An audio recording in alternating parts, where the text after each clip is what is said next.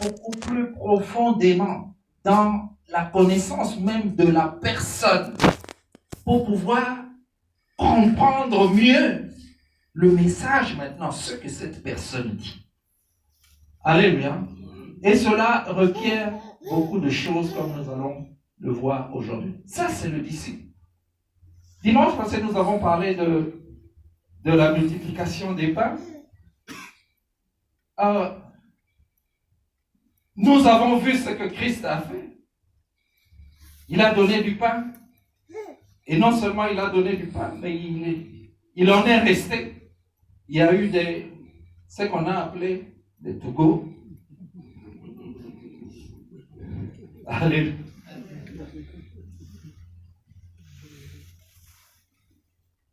C'est une nouvelle compréhension de la chose.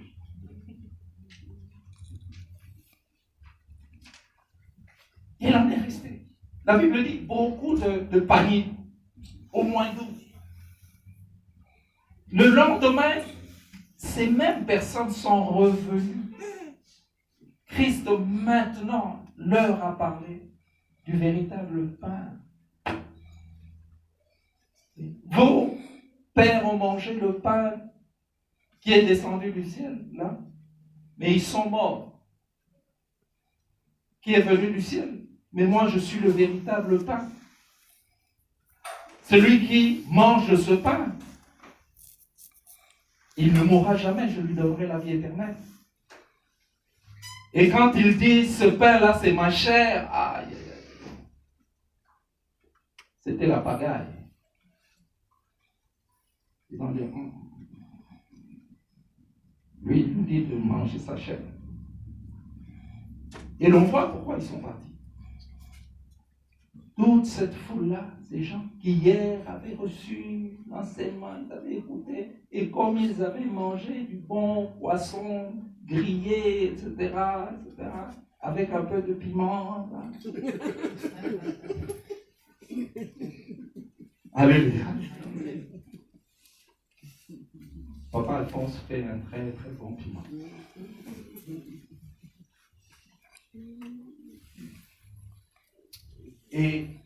Mais ils ont reçu. Hier, ils étaient contents. Mais aujourd'hui, qu'on leur apporte, on leur donne ce qui donne la vie éternelle. Ils ne veulent pas. Ils sont confus. Mais on voit qu'ils sont partis. Mais ceux qui sont restés, qui est resté? Ce sont seulement les disciples qui sont restés. Pourquoi? Parce que les disciples voulaient savoir, au-delà du bon poisson là, il devait y avoir autre chose. Parce que c'était difficile pour eux aussi.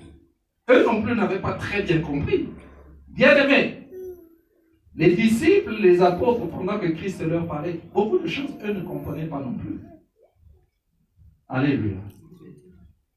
Mais nous allons voir que le disciple passe du temps avec son maître pour comprendre beaucoup de choses. Pourquoi? Parce qu'il entre même dans la pensée de son maître. Il veut entrer là dans la pensée de son maître pour comprendre ce que le maître enseigne. Et cela va requérir du temps. Eux sont restés parce qu'ils étaient des disciples. Pierre a dit, où irions-nous? Jésus a dit, vous ne partez pas comme les autres. Où irions-nous? C'est toi qui as les paroles de la vie éternelle.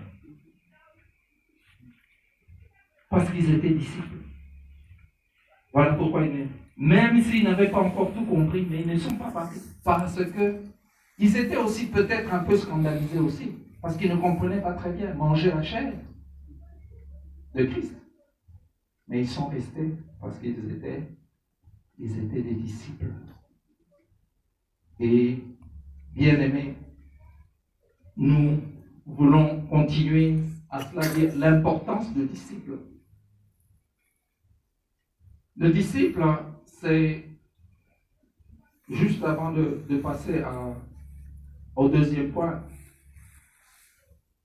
disciple, c'est différent d'apôtre. L'apôtre, c'est un messager. L'apôtre, c'est un messager, c'est quelqu'un qui est envoyé pour aller faire quelque chose.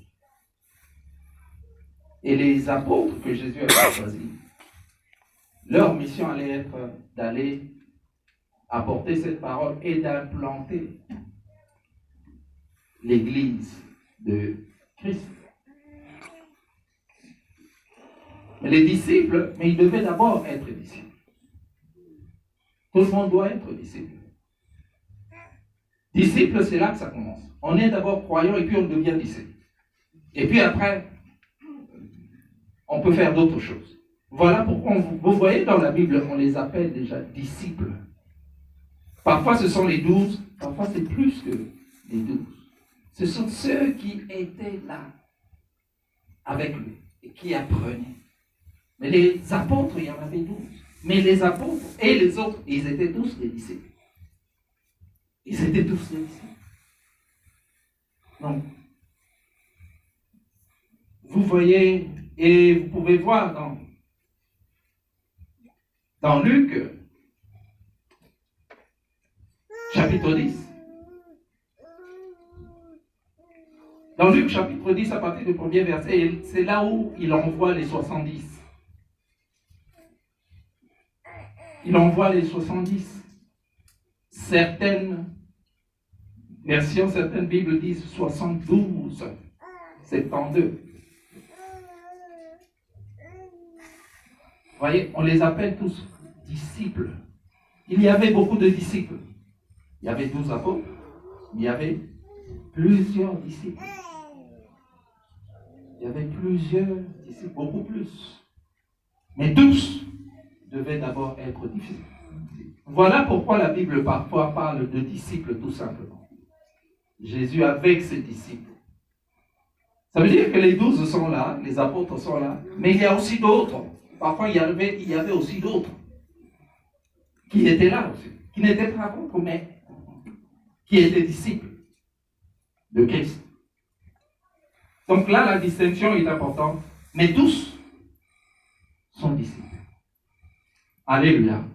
Tous devaient être disciples. Parce que c'est à cela que Christ nous appelle. Et aujourd'hui, c'est la même chose. Nous devons être disciples. C'est ainsi que, même aujourd'hui, nous avons des ministères différents.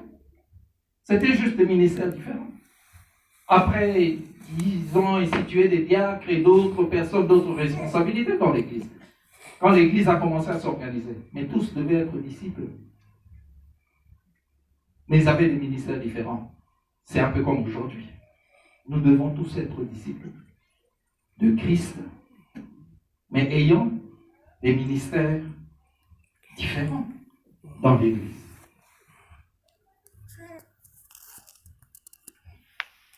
Deuxièmement, maintenant, comment devenir disciple? Parce que nous sommes appelés à être des disciples. Parfois nous avons cru, mais nous n'avons pas très bien saisi comment aller au niveau supérieur, comment devenir. Ou peut-être, pour la plupart, souvent, nous le sommes déjà, mais nous devons être capables de former d'autres, de dire à d'autres ce qu'ils doivent faire, ou ce qu'elles doivent faire pour être véritablement disciples. Oui, pour être disciples. Parce que tous nous avons cru, mais maintenant il faut que nous soyons disciples. Première chose, le disciple doit être enseigné, accepter l'enseignement. Sans enseignement, on ne peut pas devenir disciple. Jésus parlait à ses disciples, il leur expliquait les choses.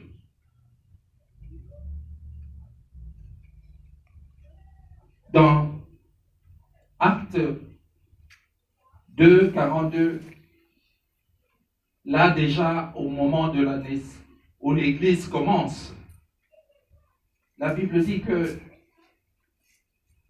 ceux qui avaient cru étaient au même endroit. 42. Acte 2, 42. Commençons en 41. Ceux qui acceptèrent sa parole furent baptisés, voilà. Et en ce jour-là furent ajoutés environ 3000 âmes. Qu'est-ce qu'ils faisaient? Ils persévéraient, quoi? On voit la première chose. Ils persévéraient dans l'enseignement des apôtres. Pourquoi? Parce que les apôtres avaient eux-mêmes été enseignés par Christ lui-même. Pardon. Parce que les apôtres avaient aussi eux-mêmes été à leur tour enseignés. Et eux devaient faire la même chose. Eux qui avaient reçu l'enseignement devaient transmettre maintenant cet enseignement à ceux qui venaient de croire afin que ceux-là aussi deviennent des disciples. Merci Dieu. Pour qu'eux aussi deviennent des disciples. 2 Pierre 3, 17 et 18. 2 Pierre 3, 17 et 18. 2 Pierre 3.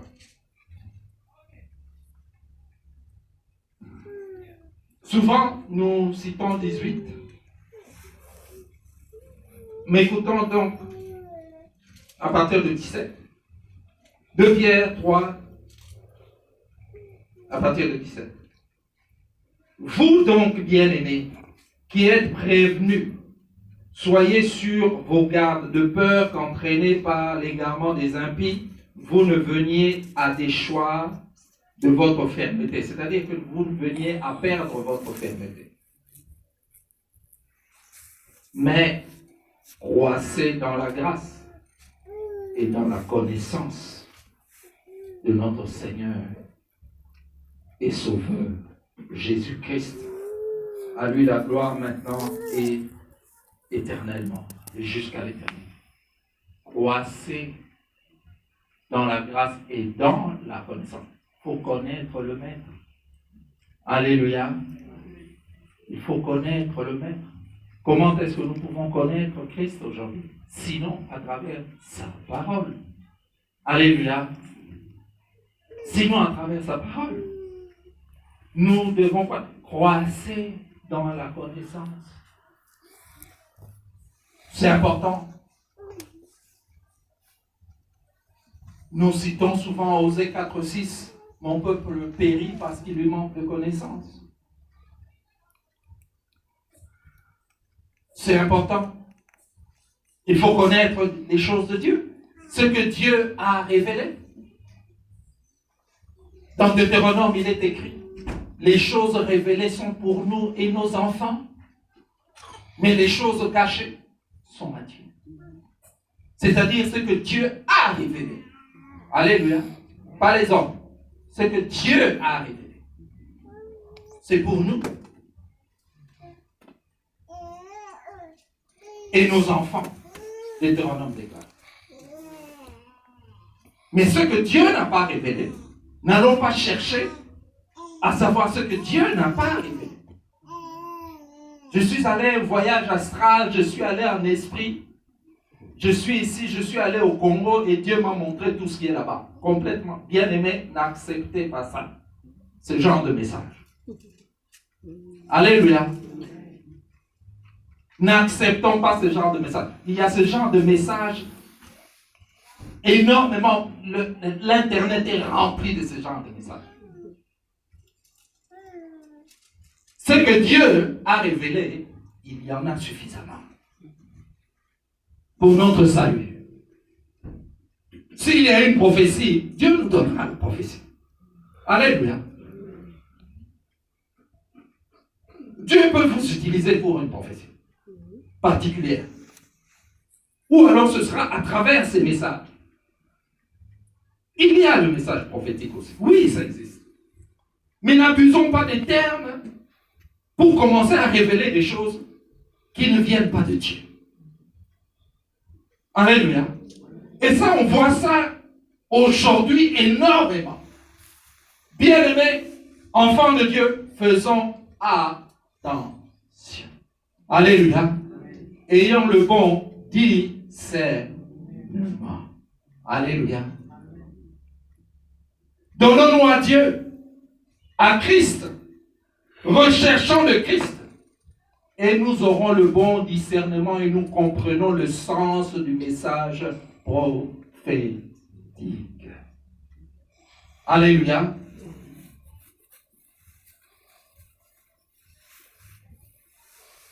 Nous devons être enseignés. Parce que si vous êtes enseignés, vous serez solides.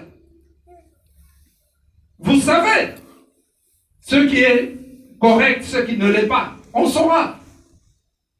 Parce qu'on a été enseigné. Parce qu'on a été enseigné. On a une base solide.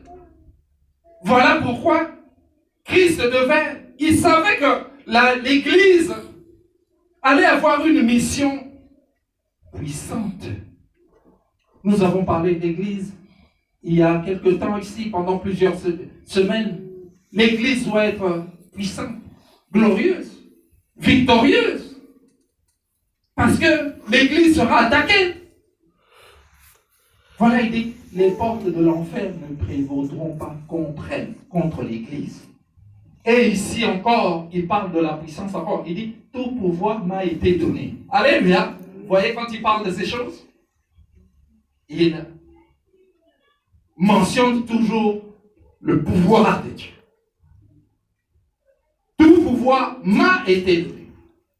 Et quand avant de retourner auprès du Père, dans Actes 1:8, il dit, ne vous éloignez pas encore de Jérusalem, mais restez encore ici. Vous recevrez quoi? Une puissance, le Saint-Esprit survenant sur vous. Alléluia. Parce que le diable viendra s'attaquer à l'Église, le diable viendra s'attaquer à vous et à moi. Alléluia. Nous qui croyons en Christ. Et cela, ils ne viendront pas seulement de l'extérieur, parce qu'on saura que ça vient de l'extérieur. On ne croira pas. Mais la Bible dit, Satan lui-même se transforme en quoi? En ange de lumière. Il sera peut-être un pasteur. Je suis désolé de te dire. Priez pour que ce ne soit pas notre pasteur ici.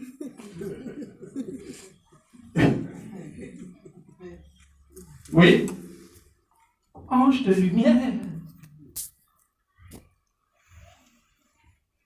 Ce sera peut-être un évangéliste. Alléluia. Dans Matthieu 24, bien-aimés, faisons attention, si vous rentrez, lisez Matthieu 24. Jésus donne les signes des derniers temps, ce qui se passera dans l'Église. Il dit, beaucoup viendront en mon nom. Alléluia. Ils prendront la même Bible que toi et moi nous utilisons. Ils vont brandir la même Bible. Bien-aimés. Dans le désert, Satan disait à Jésus, il est écrit. Alléluia. Jésus le dit, ils viendront en mon nom. On dira, je suis ici, je suis là. Mais bien aimé, Jésus dit, n'y allez pas. Alléluia. Comment savoir ce qui est vrai de ce qui est faux? Comment faire la distinction? Alléluia. Comment savoir? C'est l'enseignement de la bonne doctrine, de la saine doctrine. Alléluia. Ainsi vous pourrez voir ce qui est dit, ce qui est fait, et mettre cela sur la balance. La parole de Dieu ici, et ce qui est fait là-bas et dit là-bas ici. Et on pourra voir s'il y a correspondance. Si cela correspond. Alléluia. Jean-Baptiste le dit déjà. Celui qui vient là, il fera passer toutes choses sur le passoire. Vous savez, comment est-ce qu'on appelle le chose là, on passe le foufou là, le tamis là. En lingala, comment est-ce qu'on appelle ça? Voilà. Bien aimé, utilisez ça. Et ce tamis là, c'est quoi? C'est l'enseignement, le saint enseignement, la saine doctrine. C'est le véritable doctrine. C'est la sainte doctrine, c'est la véritable doctrine. Il faut passer cela au passoire, au tamis. Ne soyons pas impressionnés parce que rien ne vous impressionne. Alléluia. Le disciple, nous sommes disciples de Christ, pas disciples d'un homme. Alléluia. Nous sommes disciples de Christ. Et c'est lui que nous devons suivre. Et c'est lui, l'enseignement que nous recevons. L'enseignement apostolique que nous recevons. C'est-à-dire, cet enseignement qui est venu de Christ, que Christ a transmis aux apôtres, que les apôtres devaient transmettre à l'Église. Et c'est cet enseignement-là qui doit se transmettre jusqu'à nous. Voilà, quand on parle de la doctrine apostolique. Parce que les premiers disciples, les apôtres, eux-mêmes ont été disciples et ils ont été formés pour ça. Il y a beaucoup de choses qu'ils ne comprenaient pas non plus. Marc chapitre 4. Marc chapitre 4.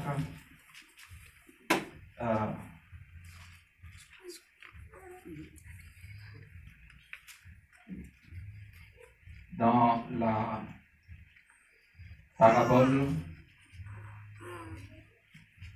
du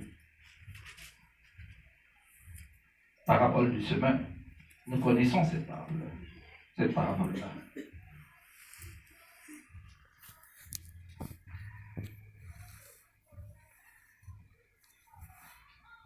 Nous ne voulons pas tout lire, mais nous savons. Oui. La Bible dit, écoutez, verset 2, si vous regardez le verset 2, nous sommes dans Marc 4.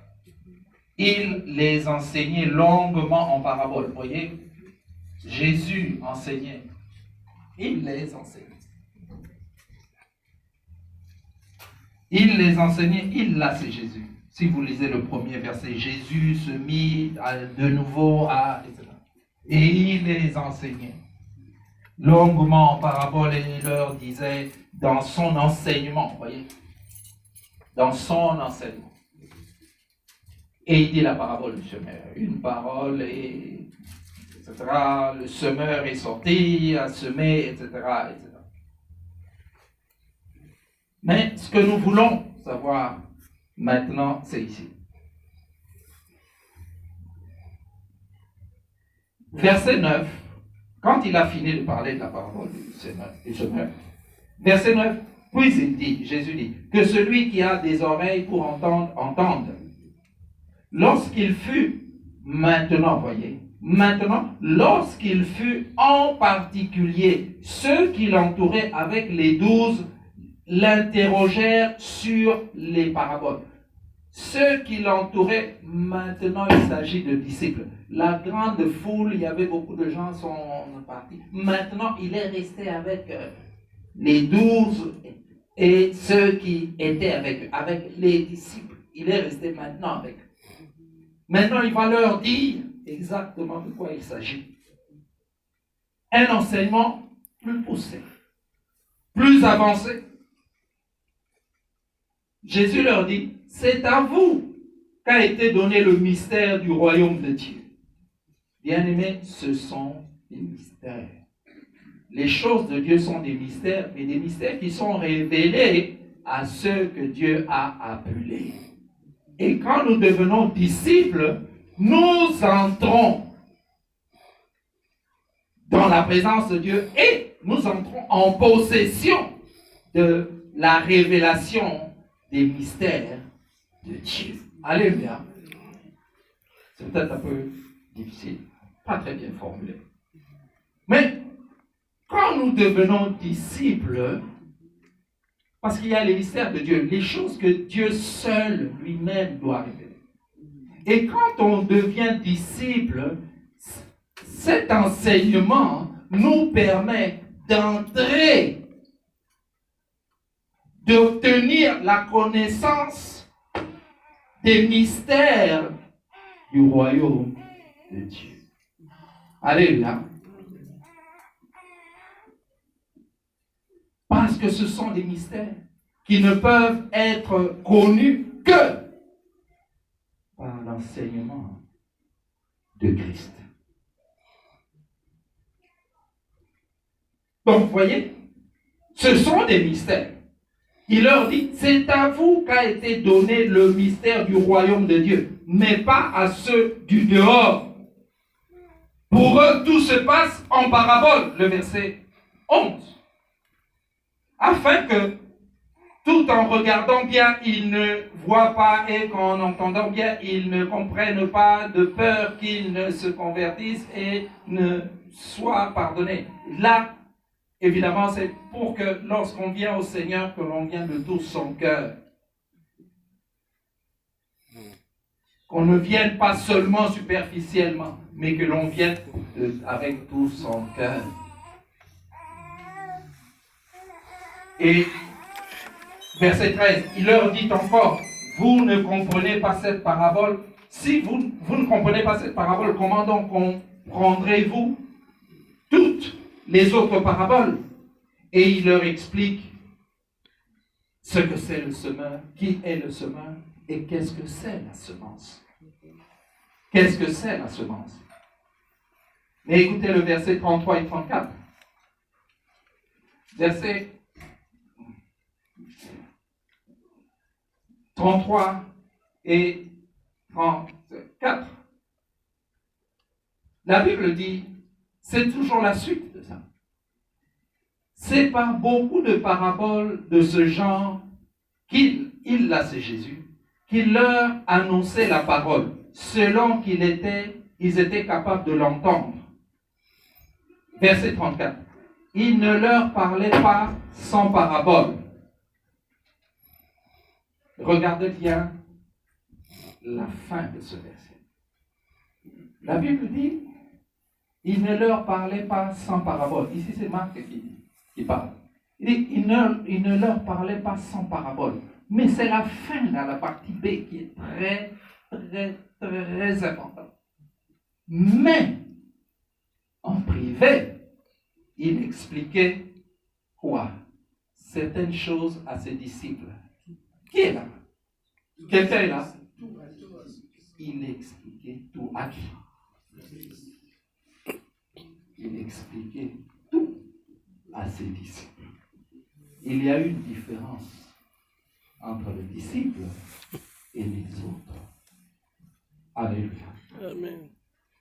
Le disciple, c'est celui qui vient vraiment au pied du maître et vraiment, il apprend, il écoute, il voit les gestes du maître, il voit tous les mouvements, pour pouvoir entrer dans la pensée même du maître, pour comprendre les choses que le maître lui dit, que des choses qui lui sont enseignées. Vous voyez? Mais en privé,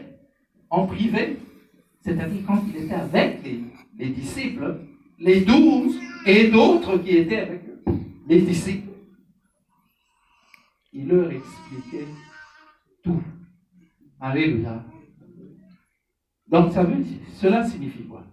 Cela signifie que nous, en tant que disciples, nous sommes amenés à comprendre des choses que beaucoup de gens ne peuvent pas comprendre, que les autres personnes ne peuvent pas comprendre. Alléluia. Jésus leur dit parce qu'il vous a été donné le mystère du royaume des cieux. Dis à ton voisin, il t'a été donné Le mystère du royaume des cieux. Amen. Ceci est très important. Il nous a été donné. Il nous a été donné de connaître ces mystères. Deuxième chose. Le disciple doit être à l'écoute du Saint-Esprit.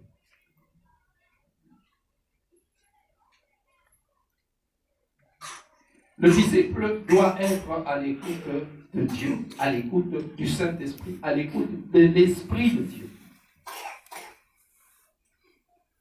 À ce moment-là, pardon, ils recevaient des choses, Christ leur parlait comme ça.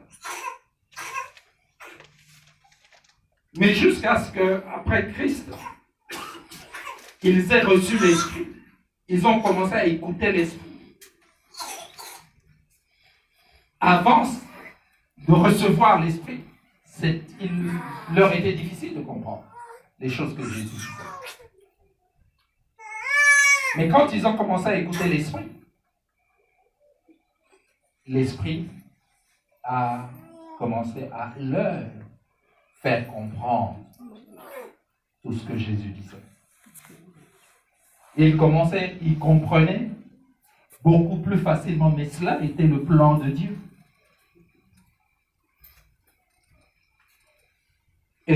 Allons dans Ésaïe 50,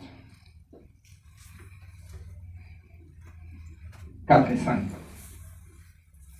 Ésaïe, chapitre 50, 4 et 5. Je crois, je l'ai ici.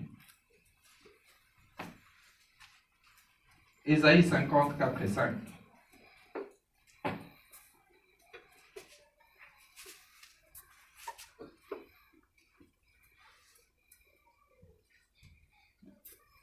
Voici ce qui est dit.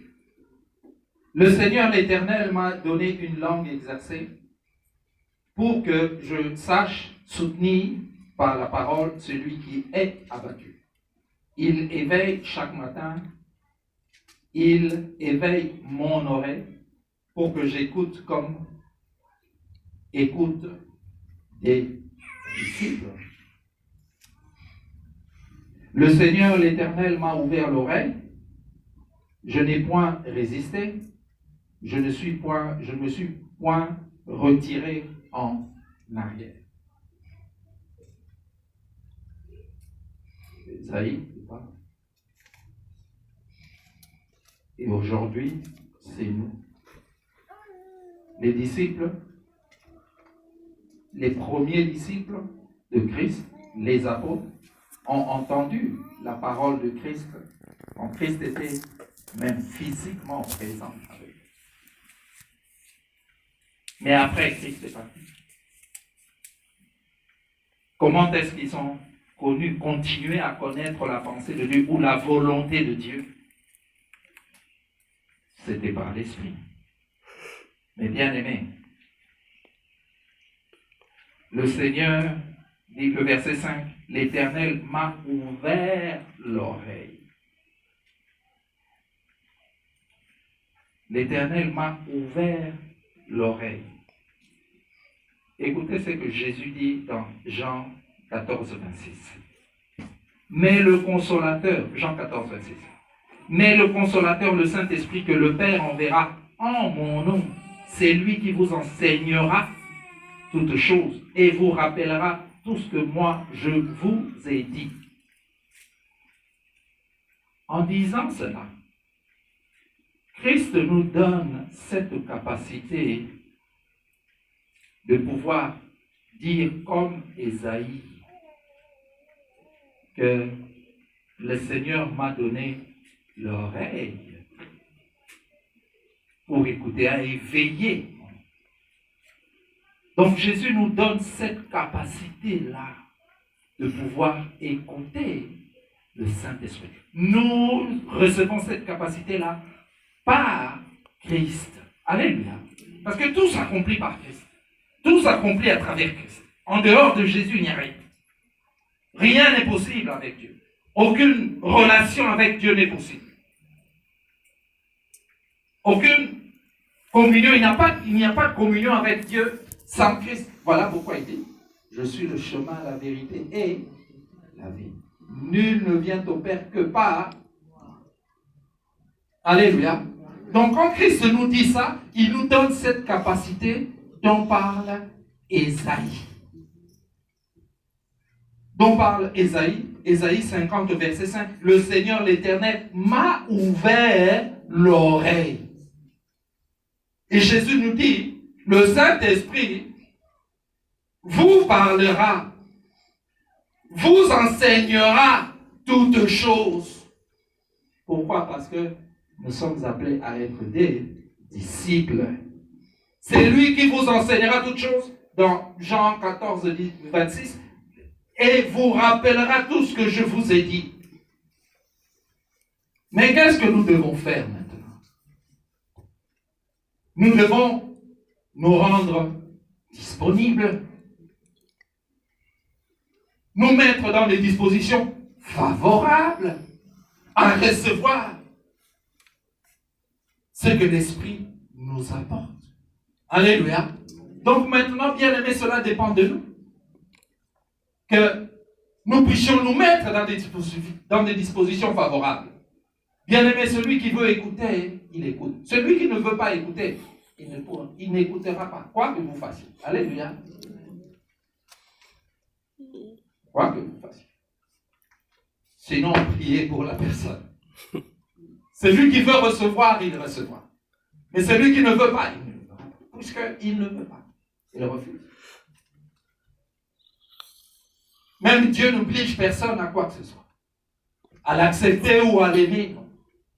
Mais c'est à nous. La capacité nous a été donnée. Maintenant, c'est à nous d'en faire usage. C'est à nous de nous mettre maintenant à la disposition de ce Saint-Esprit-là, de façon que lorsqu'il parle, nous puissions comprendre les mystères du royaume des cieux. Alléluia. Parce que cela nous a été donné. Paul dit aux Corinthiens qu'il peut connaître la pensée de Dieu si ce n'est l'Esprit de Dieu qui connaît la profondeur de la pensée de Dieu. Car qui connaît la pensée de l'homme si ce n'est l'homme lui-même? Mais qui connaît la pensée de Dieu?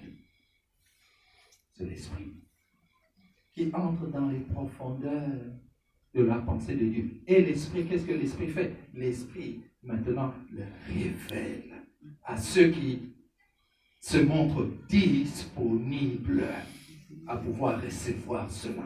Alléluia. Voilà pourquoi Jésus dit, le Saint-Esprit, le consolateur, il vous enseignera toutes choses. Bien-aimé, le disciple doit être enseigné. Il n'est pas possible que seuls nous puissions tout connaître.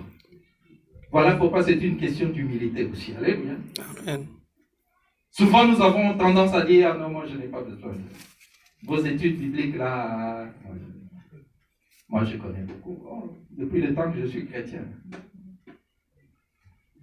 je connais beaucoup de choses. Alléluia.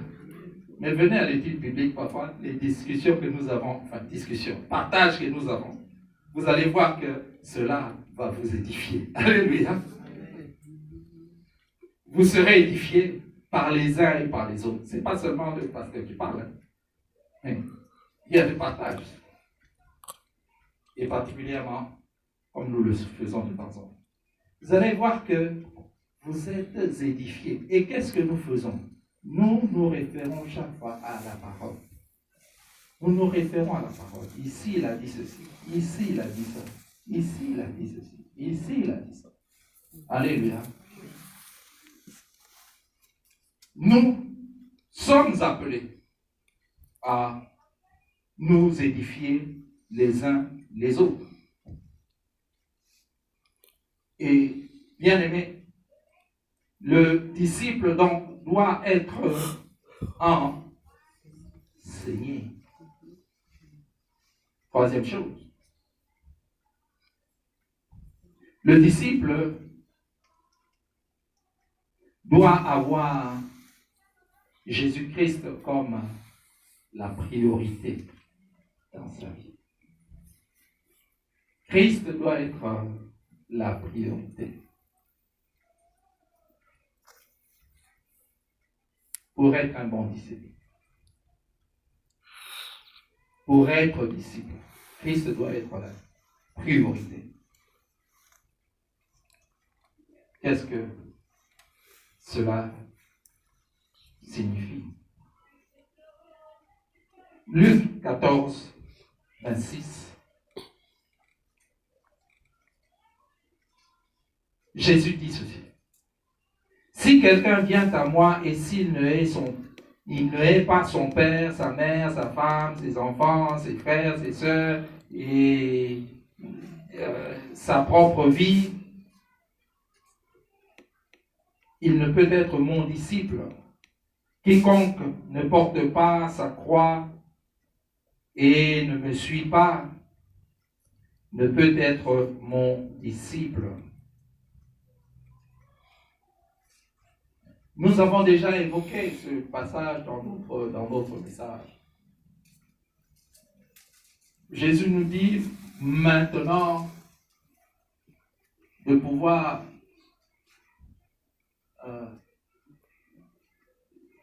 commencer à détester ou me dire, bon, c'est ce qui est écrit. Mais le disciple entre aussi dans la pensée de son maître pour savoir aller dans ce qu'il a dit ailleurs et comprendre le sens de ce que le maître est en train de dire.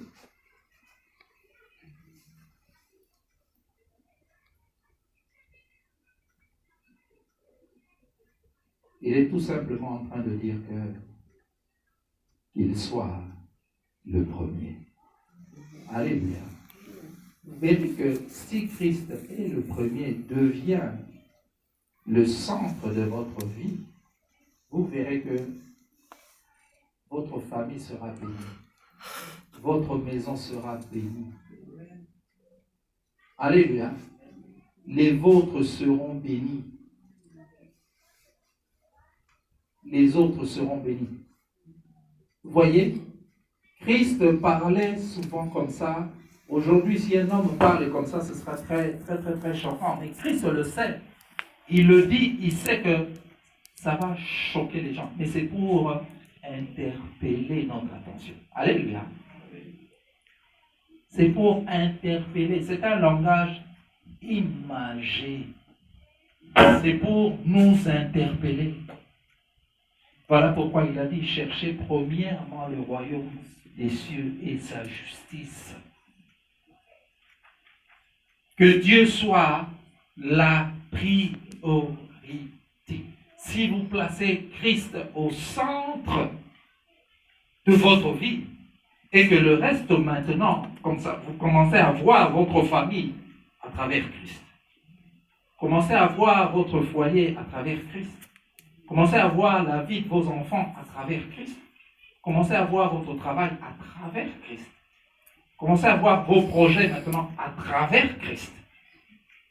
Alléluia. Bien aimer, votre vision des choses va changer. Votre vision des choses va changer. Vous allez voir les choses différemment. Pourquoi? Parce que le centre est maintenant Christ. Ce n'est plus vous-même qui êtes le centre.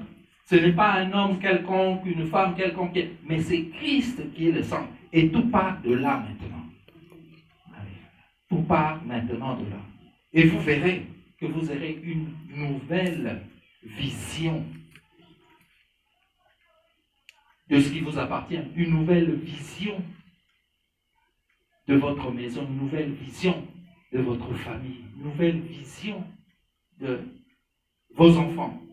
Et vous allez peut-être, et j'en suis sûr, et peut-être par prudence, mais j'en suis sûr, vous allez les aimer même davantage encore. Alléluia. Parce que vous allez vous dire, ces enfants, c'est Dieu qui me les a donnés. Alléluia. Comment est-ce que Dieu va se contredire en me disant que je hais, que je déteste? Mais c'est Dieu qui me les a donnés. Et la Bible dit que ces enfants-là sont une bénédiction de l'Éternel. Alléluia. Et Dieu ne peut pas se contredire. Christ nous interpelle tout simplement. Alléluia. pour qu'il devienne, pour que Dieu devienne maintenant le centre de gravité. Certains diront, si vous voulez. Alléluia. Mais là où tout part, c'est à partir de là. C'est à partir de là. À partir de Christ. Qu'est-ce que Christ me dit? Que dois-je faire? Qu'est-ce que Christ me dit? Bien aimé, regardons Matthieu 19. À ce niveau-là. Regardons Matthieu chapitre 19.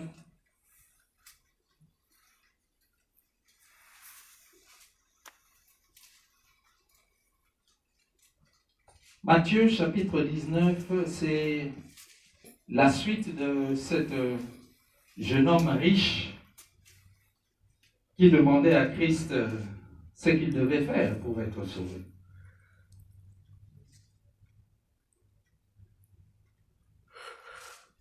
Et nous avons des histoires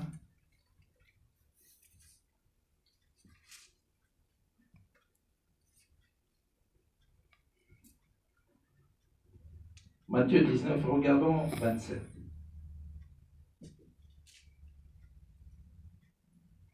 Vous voyez, vous vous rappelez de cette histoire du jeune homme riche?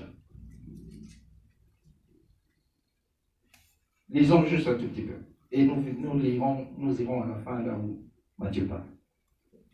Où Pierre parle. Verset 16. Nous sommes dans Matthieu 19. Alors un homme s'approcha et dit à Jésus, « Maître, que dois-je faire de bon pour avoir la vie éternelle ?»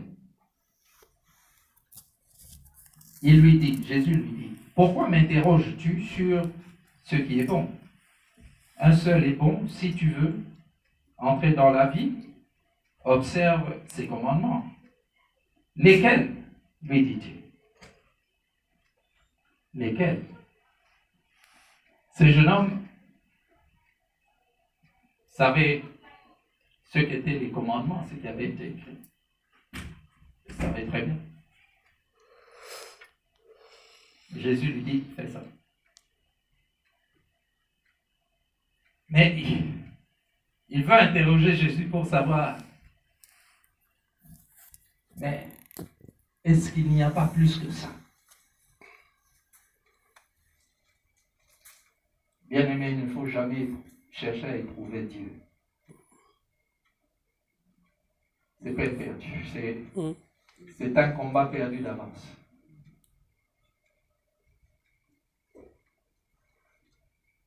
Il lui dit, lesquels? Lui dit-il.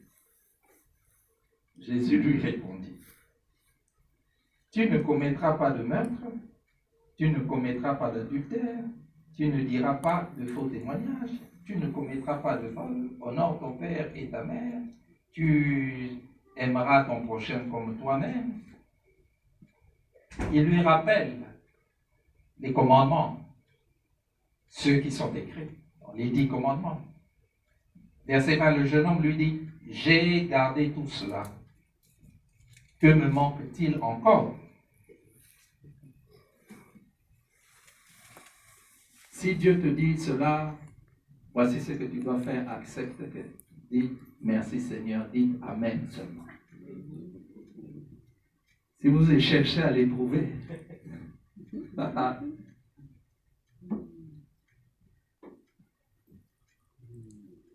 Dieu est Dieu.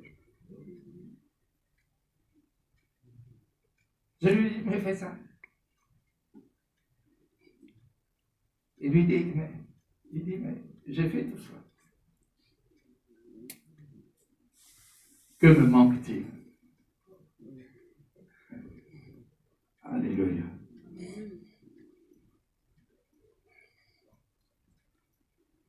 Pouvons-nous demander à Dieu, qu'est-ce qui manque dans ta parole?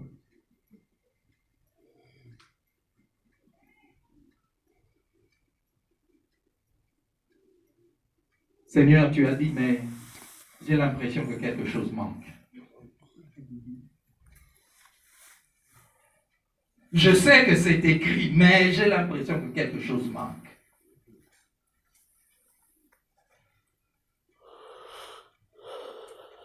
Puisque tu penses que quelque chose manque, Jésus va te dire maintenant.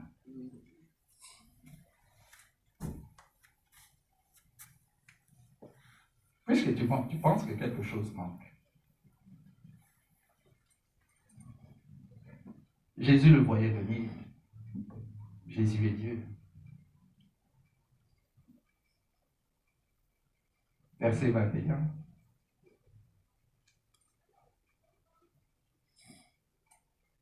Jésus lui dit, si tu veux être parfait, va, vends ce que tu possèdes, donne-le aux pauvres, et tu auras un trésor dans les cieux, puis viens et suis-moi. Après avoir entendu ces paroles, le jeune homme s'en alla tout triste, car il avait de grands biens. Alléluia. S'il s'était arrêté à ce qui lui avait été dit, je pense qu'il serait très content. Il serait parti content. Alléluia. Parce que même en disant que qu'est-ce qui manque encore, j'ai fait tout cela, Jésus savait très très bien que même ça, il ne l'avait pas réellement accompli. Tu veux aller plus loin, te battre, continuer à te battre avec Dieu. Ok, alors, maintenant, vends tout ce que tu as, donne aux pauvres, et maintenant, viens, suis-moi. La Bible dit, tout triste, il partit, car il avait de grands biens. C'est là où était sa foi, dans les biens qu'il avait. Mais là n'est pas notre propos aujourd'hui. Ça, c'est un autre message. Lui, il était attaché. Oui, ça, c'est un autre message. Mais écoutons maintenant ce que Jésus continue maintenant. Maintenant, il se tourne vers qui? C'est les disciples. Amen. Vous voyez? Il fallait que les disciples soient à la page, que les disciples sachent ce qu'il est en train de faire. Parce que lorsqu'il ne serait plus là, qu'ils sachent comment répondre à des gens comme celui-là. Alléluia. Des gens viennent vous poser encore des questions aujourd'hui. Mais vous comprenez que ce n'est pas parce qu'ils veulent apprendre, mais c'est parce qu'ils veulent savoir vous tendre comme un piège, voir ce que vous diriez. On a fait ça à Christ et on va faire ça pour vous aussi aujourd'hui.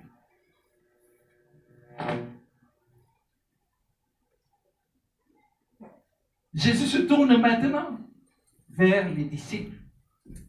Jésus dit, verset 23, dit à ses disciples, en vérité, je vous le dis, il est difficile à un riche d'entrer dans le royaume des cieux.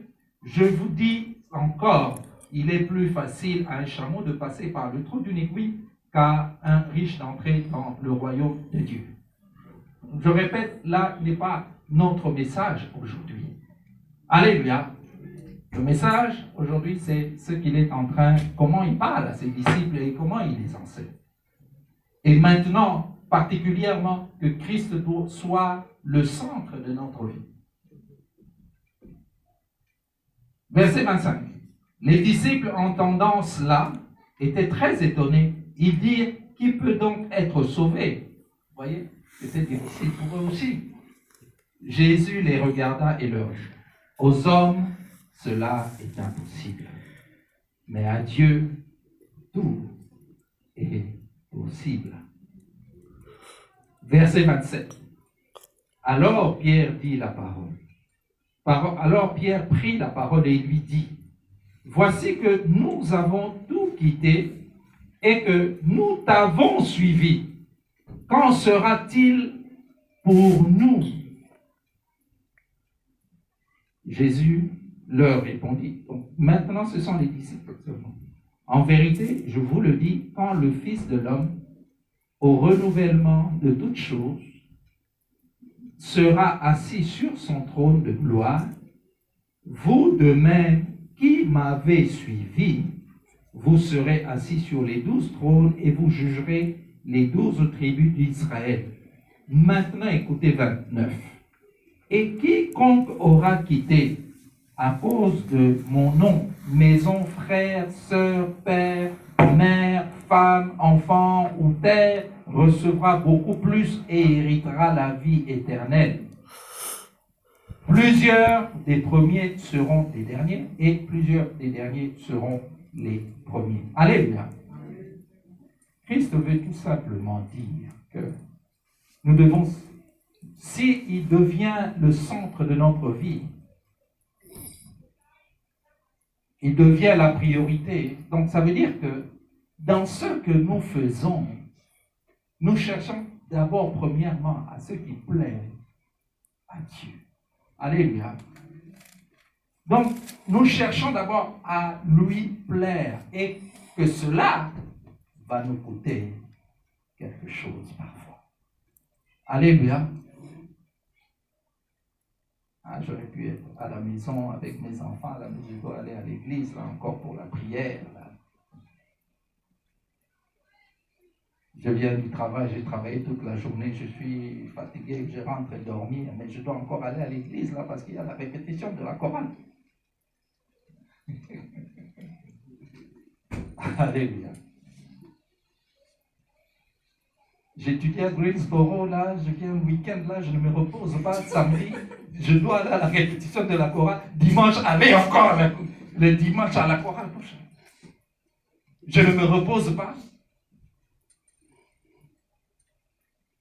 Alléluia. Je peux être tranquille chez moi, me reposer. De toute façon, je travaille très dur. Ah, il faut encore aller à l'église. Ah. Alléluia. C'est de cela que Christ est en train de parler. Cela va nous coûter quelque chose. Mais acceptons de faire cela pour la gloire de Dieu. Si nous ne faisons pas de sacrifice, Dieu ne sera pas glorifié. Alléluia. Sinon, Dieu ne nous aurait pas soumis à la situation comme de ce monde, comme tout le monde est dans le monde. Nous devons aller travailler comme les païens. Parfois overtime comme les païens. Alléluia. Nous devons faire comme les païens. Nous devons payer des factures comme les païens. Mais à l'église, là, on nous demande encore de donner des annuels pour les... Alléluia. Nous payons les factures comme les païens. Électricité, la Progress Énergie, comme les païens. On ne regarde pas qui est chrétien, qui est disciple, qui est croyant, qui est ceci, qui est cela. Non. Jésus a dit, Père, je ne te demande pas de les ôter du monde, mais de les préserver du mal. Alléluia. Nous sommes imposés aux obligations, à certaines obligations, aller travailler, payer les factures, comme les gens du monde, sans aucune distinction. Et avec cela, trouver encore le temps pour le ministère. Je suis un peu fatigué avec les choses de l'église là. Moi, je vais me reposer un peu. C'est vrai, on a tous besoin de repos. Ce n'est pas de cela dont on est en train de parler. Amen. Alléluia. Mais faire quelque chose pour le Seigneur. Et si on veut faire quelque chose pour le Seigneur, si on veut être disciple, bien aimé, croyez-moi, cela va nous coûter. Et je dirais même, cela doit nous coûter quelque chose. Si on veut faire l'œuvre de Dieu, on veut chercher Dieu seulement quand tout va bien, on a le temps, on a les moyens, on a... Bien aimé, on ne le fera probablement jamais. Pourquoi? Parce qu'on n'aura jamais assez. On n'aura jamais assez de temps. On n'aura jamais assez d'argent. On n'aura jamais assez de ceci. On n'aura jamais assez de force. On n'aura jamais. On ne le fera jamais. Mais Dieu nous demande de pouvoir le faire.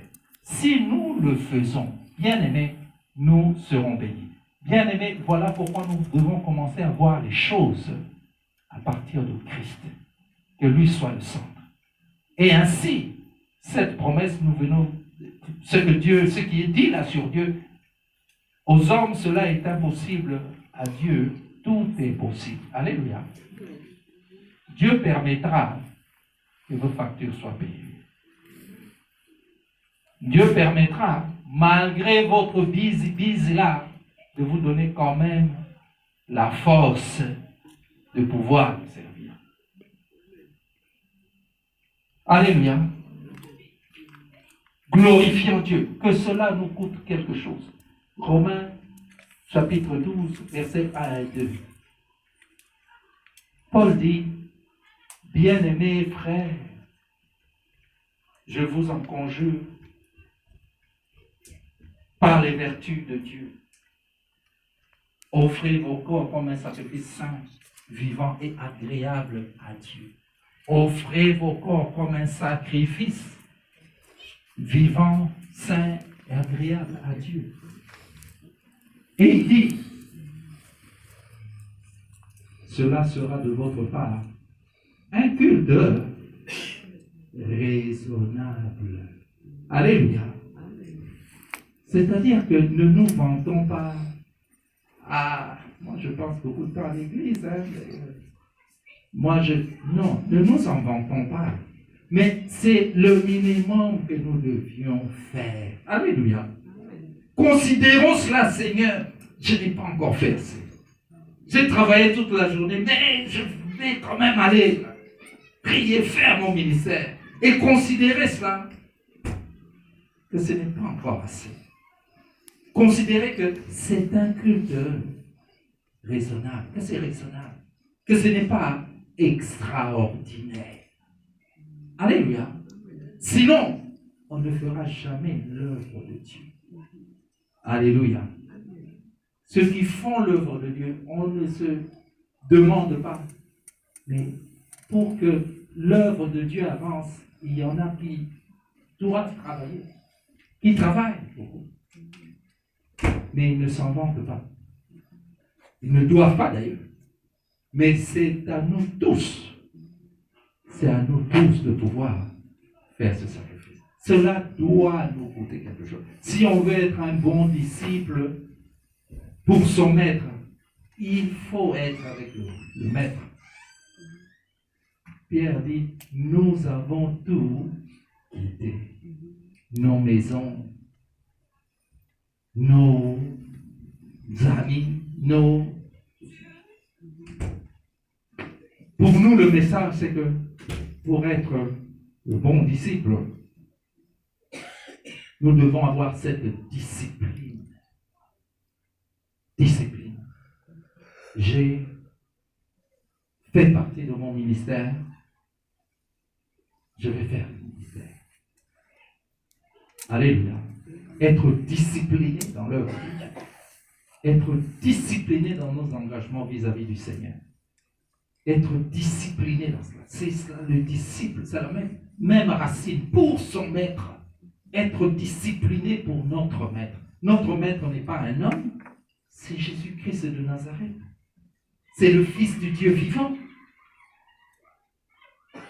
C'est le Seigneur. Et donc, cela va nous demander du temps. Il faudra prendre du temps pour le Seigneur, pour l'écouter, pour le servir. Alléluia. Cela prendra du temps. Marie et Marthe étaient seules. Jésus est là-bas, il est en train d'enseigner. Marthe travaille dans la cuisine. Seule Marie est assise au pied de Jésus et elle écoute l'enseignement. Et Marthe se plaint. Je crois qu'elle avait raison de se plaindre aussi. C'est dit, Seigneur, regarde, ma soeur me laisse seule préparée pour te servir. Jésus lui dit, Marthe, tu t'inquiètes pour beaucoup de choses. Mais Marie a choisi la bonne. Alléluia. C'était le temps de l'enseignement. Parce que l'enseignement va vous rapprocher, vous amener dans les profondeurs des mystères de Dieu, dans les profondeurs de la pensée de Dieu. Et ainsi, nous serons véritablement des disciples. Alléluia. Ainsi, nous pourrons être véritablement des bons disciples. Voilà ce qu'il faut faire. Et nous continuerons cela la semaine prochaine. Nous verrons encore un élément là. Et enfin, nous terminerons avec ce que nous devons faire en tant que disciples. Maintenant. Alléluia. Tous, mettons-nous debout.